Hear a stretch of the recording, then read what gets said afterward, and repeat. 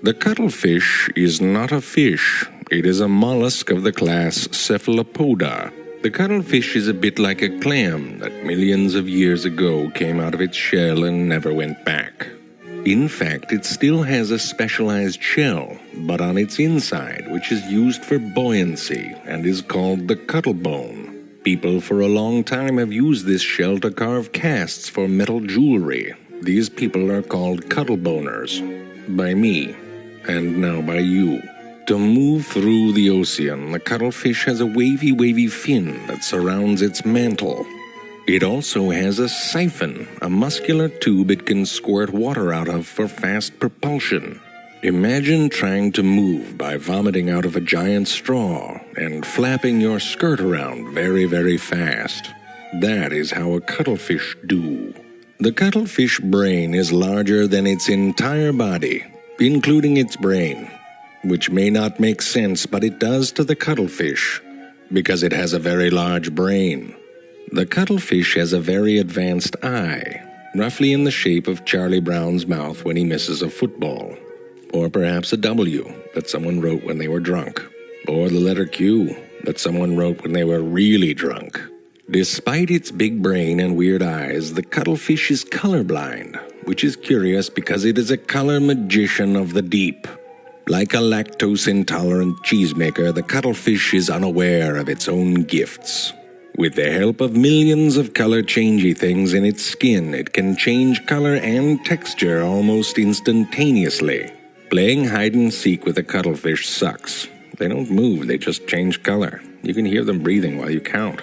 How the cuttlefish determines the backgrounds it blends into is largely a mystery, because it can do it in complete darkness, which is kind of a dumb gift if you ask me, but still amazing. Ah, fish! Then there's the flamboyant cuttlefish, which doesn't try to blend in with shit. It just says, why doesn't the world try to blend in with me? You go, little man. Don't go changing for nobody. When it is threatened, the cuttlefish will often release ink from its ink sac. The cuttlefish releases that ink in one of two ways. One is a little puffing sort of squirt, something you might say excuse me after. The second is a release of both ink and mucus, more of a throw your underwear out and go home early sort of inking. These are called pseudomorphs and are designed to be decoys for the cuttlefish as it escapes. The cuttlefish feeds by extending two hidden feeding tentacles, which it uses to snag prey and pull it back towards its poison beak. What? Well, apparently it has a beak. Very slowly it extends. The fish just had to move like 2 inches.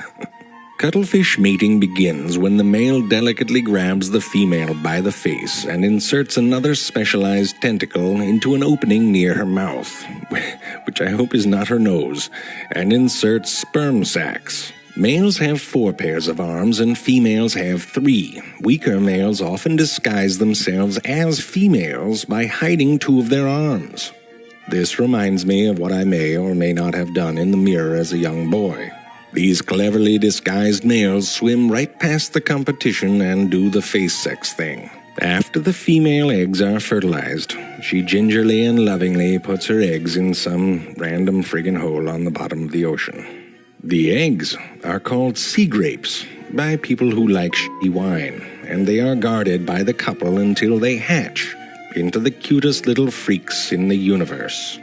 These little babies are not so good at the camouflage, but they do the best that they can. Cover yourself up, little man, and sleep tight. Remember, if you ever want to come out of your shell and let your freak flag fly, the cuttlefish has your back.